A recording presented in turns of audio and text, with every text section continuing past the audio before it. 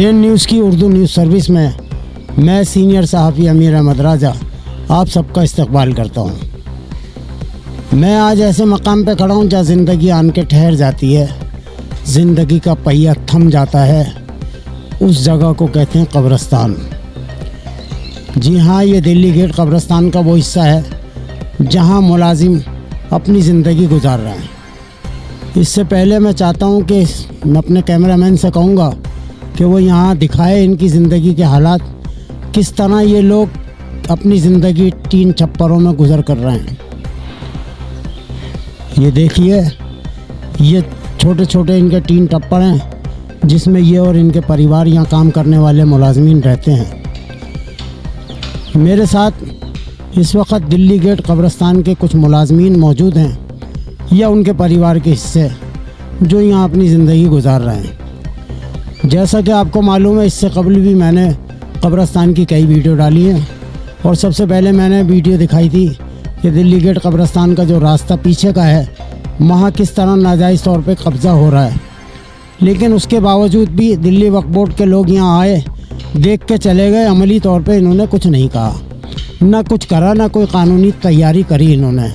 ये वो जगह है, कब्रिस्तान का वो रास्ता है, मैं चाहूँगा दिखाएं, जहाँ ये बन के तैयार हो गया, रातों रात यहाँ पे कब्ज़ा हो गया। वो जगह जिसको इतनी वीडियो में दिखाया गया था, इतना कुछ बनाया गया था, वो जगह काबिज़ हो गई। आखिरकार वही हुआ जिसका हमें डर था। दिल्ली सरकार, municipal corporation, Delhi Waqf board और कब्रिस्तान, किसी ने इस एरिया की खबर नहीं ली। नतीजा ये हुआ कि आप दिल्ली वक्फ बोर्ड की गाज अगर गिरी है तो इन गरीबों पे गिरी है जो यहाँ रात दिन एक करके लोगों की मैयतें तदफीन करते हैं। रात को 11 बजे भी मैयत आ जाती है यहाँ, सुबह 7 बजे भी आ जाती है, 6 बजे भी आ जाती है। अब दिल्ली वक्फ बोर्ड की जानिब से ये नोटिस मैं कहूँगा अपने कैमरामैन से दिखा है। ये दिल्ली वक्फ बोर्ड के तनवीर अहमद साहब हैं जो चीफ एग्जीक्यूटिव ऑफिसर हैं। इन्होंने यहाँ वक्फ बोर्ड के एम्प्लॉइज़ को नोटिस भेजा है कि आप नाजायज़ काबिज़ हैं यहाँ पे और आप अपने कोई सबूत दिखाएं। ये मैं आपको दिखाना चाहता हूँ, ये नोटिस। और ये कब्रिस्तान के एम्प्लॉई जो मेरे साथ खड़े हैं, ये कब्रिस्तान के लीगली तौर पे मुलाजमीन हैं जिनको कमेटी ने अपॉइंट किया था। कहीं ना कहीं इनके बाप दादा भी इस कब्रिस्तान से जुड़े हुए हैं। किसी का बाप था यहाँ, अब उसका बेटा वो खिदमत अंजाम दे रहा है।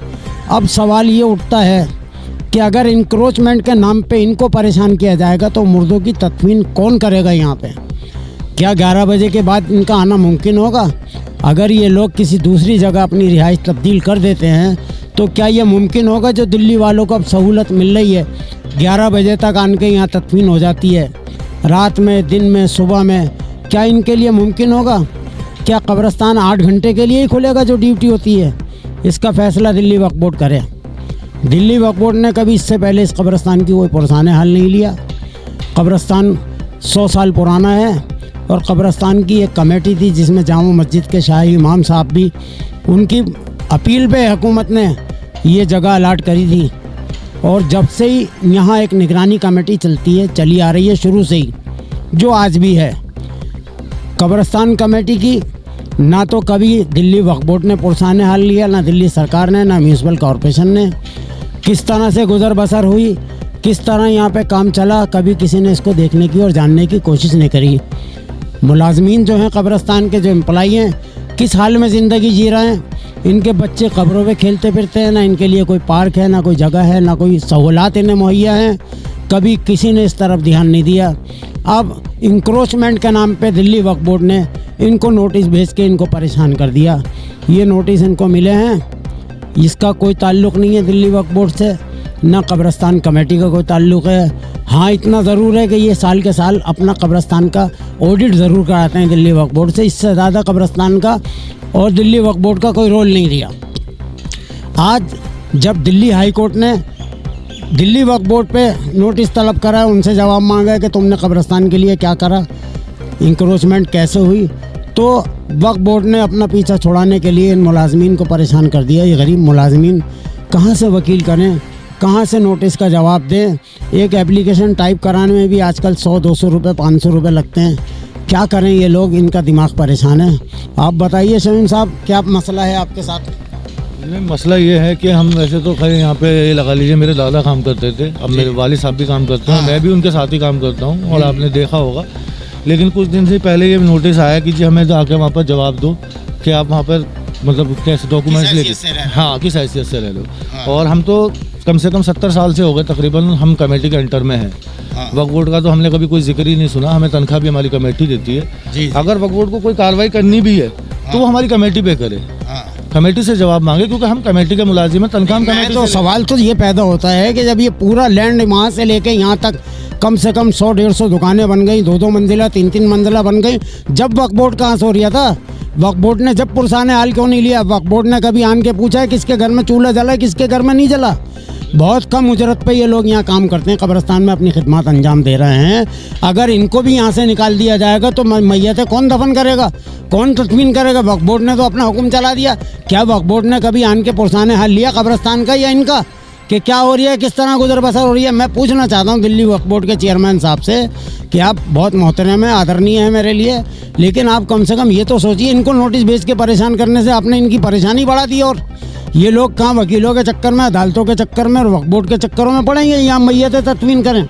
सवाल ये हो रहा है कि वक्फ बोर्ड अपनी गाज गिराने के लिए इनको नोटिस दे भेज के इनको परेशान कर दिया। ये लोग सारे परेशान हैं। इनको तो हाल तो देखो आप, इनको खाने को है तो तन ढकने के लिए नहीं है, तन ढकने के लिए तो खाने को नहीं है। दोनों में से एक चीज़ करें, ये तन ढकें, खाना खाएं, क्या करें, उसके बावजूद ऊपर से ये परेशानी। दिल्ली वक्फ बोर्ड ने कभी इन लोगों को नोटिस भेजा है जो 20-20 साल से 30-30 साल से तय बाजारी पक्की हो गई और दुकानें बन गई, 3-3 मंजिला 4-4 मंजिला बन गई? मैं पूछना चाहता हूँ दिल्ली वक्फ बोर्ड से कि दिल्ली वक्फ बोर्ड ने कभी उनको नोटिस भेजने की कोशिश करी? दिल्ली वक्फ बोर्ड के लोग कभी आके तो खड़े हुए नहीं। वो वीडियो जो मैंने पहली बार डाली थी, जो यहाँ इंक्रोचमेंट की डाली थी, उसी पे सारा बवाल मचा है सारा। कुछ लोग हाई कोर्ट चले गए, हाई कोर्ट से नोटिस इशू करा दी। अच्छी बात है, आप कब्रिस्तानों का ख्याल रखो, पूरी कौम को रखना चाहिए। मेरे माँ बाप आन के यहाँ सो रहे हैं, आराम कर रहे हैं, मैं भी एक दिन सो जाऊँगा जब मेरा वक्त आएगा। लेकिन सवाल ये है कि आपने कानून के नाम पे यहाँ करा क्या आज तक? ये एम्प्लाई परेशान है, ये खड़ी है मेरे साथ में, इनकी उम्र गुजर गई, इनके ससुर यहाँ थे, इनके शौहर ने पूरी ज़िंदगी गुजार दी यहाँ पे, इनको मिला क्या ये नोटिस? ये नोटिस मिला सिर्फ। कोविड में इन्होंने कितनी मेहनत करी है, रात और दिन इन्होंने यहाँ पे मैयतें तदफीन, ये औरत होकर खुद यहाँ घर भी रही हैं साथ में, जब कोई यहाँ कब्रिस्तान में आने को डर के मारे तैयार नहीं था। उसका सिला ये मिला, बजाय इसके कोई इन्हें सर्टिफिकेट मिलता, कोई इन्हें रिवार्ड मिलता, कुछ अवार्ड मिलता जो इनकी हौसला अफजाई होती। ये नोटिस थमा दिए इनके हाथ में कि लो ये परेशान होती फिर इसको दिखाओ। क्या हाल महसूस कर रही हैं आप? शौहर तो आपके बीमार हैं, कहीं आ जा नहीं सकते वो, आप क्या महसूस करती हैं ये नोटिस मिलने के बाद? परेशान हो रहे हैं हम, और क्या होगा, कुछ भी नहीं कर पाएंगे हम तो इसके लिए। और क्या कहते हैं, मेरे शौहर बीमार हैं, यही हो सकता है। ये मुंशी जी का परिवार है, ये इनकी मुंशी जी की बीवी हैं, ये इनकी बेटी हैं। अस्सलाम वालेकुम।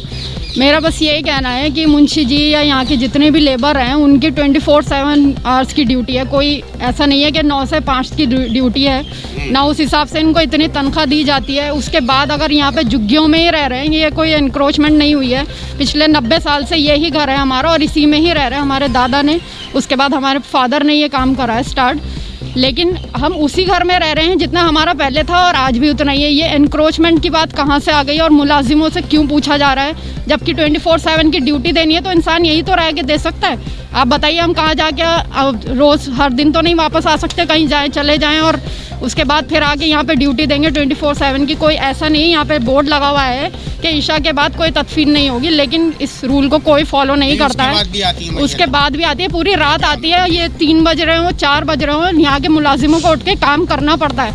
नोबडी कैन अंडरस्टैंड दिस, मतलब इस बात को कोई नहीं समझता है कि 24 घंटे की ड्यूटी के बाद भी इनको वो सैलरी मिल रही है जो एक लेबर तक को नहीं मिलती है। लेबर को इससे ज़्यादा कमाता है लेबर।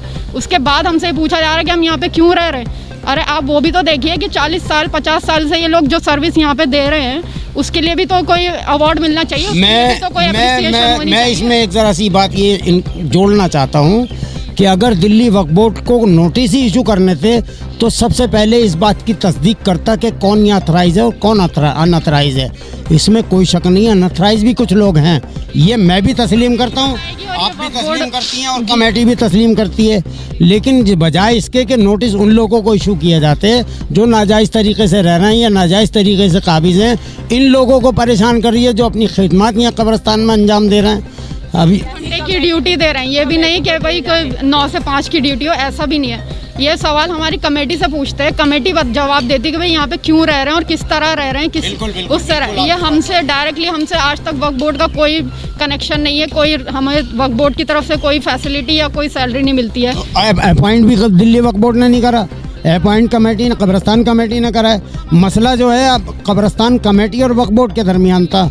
या अगर नोटिस मैं तो अपनी राय ये रखता हूँ, मेरे अपने मानना ये है कि आप पहले यहाँ एक सर्वे कराते कि कौन एम्प्लॉई है कौन अनएम्प्लॉई है। जो अनएम्प्लॉई है उनको नोटिस भेजते, तुमने जो एम्प्लॉई हैं उनको भी नोटिस भेज के इनको परेशानी में डाल दिया।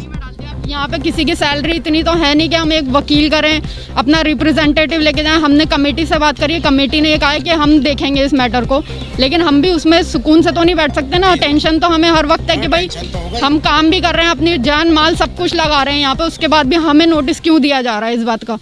ये सारे एम्प्लॉयज़ हैं, ना तो इनकी सैलरी इतनी है ना इनका इतना। शाहिद भाई आप बताइए, आप कब्रिस्तान में एम्प्लॉई हैं? हाँ जी। और कब से एम्प्लॉई हैं? ये जी हम यहाँ पर पैदा ही यहीं पर ही हुए, हमें भी यहाँ पर करीबन हो गया 70-75 साल हमें यहाँ पर रहते हुए हो गया। पहले आपके वालिद साहब? मेरे पहले वालिद साहब थे, ठीक है। उसके बाद मेरे बहनों ने काम किया, फिर मैंने काम किया, हम लोग मिलके यहाँ पर काम कर रहे हैं। तो एक तीसरी पीढ़ी समझ लो कि हम लोग यहाँ पर काम कर रहे हैं। उसके बाद हम ये चीज़ हम 70-75 सालों में, उसके बाद हमारे हाथ में ये नोटिस दे दिया गया है कि आप लोग वहाँ पर आइए या दिखाइए। ये तो हमारी कमेटी को देना चाहिए, हमारी कमेटी बताएगी कि हम लोग क्या है क्या नहीं। और हम यहाँ पर जो मुलाजिम, राजा भाई मैं एक बात कहूँगा कि अभी हमने 2 साल कोविड में काम किया, उसका हमें क्या 2 साल काम किया जिसमें पूरी दिल्ली बंद थी। आपको भी मालूम है, आपके भी किसी रिश्तेदार का इंतकाल हुआ है। बल्कि वक्फ बोर्ड को ये चाहिए था कि यहाँ आके लोगों की हौसला अफजाई करने की, दिल्ली वक्फ बोर्ड ने ये हौसला अफजाई की है। तो ये हमारे मुल्ला की ये हम लोगों ने यहाँ पर एक दिन में 100 मैयतें हमने दफनाई हैं, 100 मैयतें यहाँ पर दफनाई हैं। जब हमारे से आके किसी ने नहीं पूछा कि तुम्हें कुछ नहीं है तुम्हारे पास या जो भी कुछ। बहुत से राजनीति यहाँ पे आए जिन्होंने हमें राशन दिए, किट दिए, हर चीज़ दी, और अमानतुल्लाह ने हमें ये दिया है नोटिस कि ये घर खाली करो। दिल्ली वक्फ बोर्ड ने उस मुसीबत की घड़ी में ना तो कोई मदद करी और ना कोई इमदाद करी, और नतीजा ये हुआ रिवार्ड के तौर पे आपको ये नोटिस मिला है। मेरे साथ एक गैर मुस्लिम शख्स यहाँ मौजूद हैं, शंकर भाई इनका नाम है। और शंकर भाई को मैं तो अपने बचपन से देखता चला रही हूँ, ये कब्रिस्तान के एम्प्लॉई हैं, बावजूद एक हिंदू होने के ये यहाँ मुर्दों की और कब्रिस्तान की खिदमत अंजाम दे रहे हैं। क्या आपके साथ बताइए आप? हमारे साथ क्या, हम तो झुग्गी बना के रह रहे हैं, हमारे ऊपर तो कोई सहारा नहीं। उसी से मेरी सारी उम्र आपने गुजार दी है कब्रिस्तान और मुर्दों की खिदमत में। हम सुबह उठने पड़ते हैं, काम करने पड़ते हैं, 6 बज जाएगा, 7 बज जाएगा, 8 बज जाएगा, मुझे हमें कोई मलाल नहीं। काम यहाँ खिदमत कर रहे हैं, लेकिन हमारे पीछे देखिए आगे जो ढक्कन पहुँचा दिया है, हम क्या करें। इसका अफसोस है, अफसोस है। आपको हौसला अफजाई मिलनी चाहिए थी, उसकी सूरत में आपको नोटिस मिला, कुछ नहीं मिला, यही मिला है। महसूस करते हैं ये नोटिस मिलने के बाद? जोड़ी हम गरीब आदमी हैं, हम कहाँ जाएंगे, होने का खतरा लाहक हो गया। बाहर जाएंगे तो वहाँ से भी हमें, हमारी कुछ है ही नहीं। हमें आप देख लीजिए, सारी ज़िंदगी कब्रिस्तान में गुजारने के बाद कब्रिस्तान से मिला तो महज एक नोटिस मिला के रहे। ना हमारे को रात का पता है, ना हमें दिन का पता है, ना हमारी कोई टाइमिंग है। अहले फजर से जो हम शुरू होते हैं, फिर हमारा चाहे रात को 11 बजे या 12 बजे, ये बात राजा भाई को भी पता है, ये भी कई मालूम है। उसके बाद हमें ये तोहफा दिया जा रहा है कि हमें ये नोटिसों से हमें यहाँ से। दिल्ली वक्फ बोर्ड को अगर नोटिस ही इशू करना था तो दिल्ली वक्फ बोर्ड पहले यहाँ एक सर्वे करा था। उस सर्वे में ये देखा जाता कि कौन यहाँ एम्प्लॉई है कौन अनएम्प्लॉई है। जो अनएम्प्लॉई यहाँ रह रहा है, जो काबिज़ है, असल में काबिज़ तो वही होगा, ये काबिज़ नहीं है। ये काबिज़ वो लोग हैं जिन्होंने यहाँ पे कब्ज़ा कर रखा है। अभी उन लोगों को अगर नोटिस इशू कर दिए जाते तो बात सही थी। अब ये मामला दिल्ली वक्फ बोर्ड को सोचना पड़ेगा और इन गरीबों का ख्याल रखना ही पड़ेगा दिल्ली वक्फ बोर्ड को। मैं DN न्यूज़ से अमीर अहमद राजा आपसे इन सब की बात आप तक पहुँचाने के बाद अब विदा लेता हूँ। अल्लाह हाफिज़, फ़ी अमान अल्लाह, जय भारत।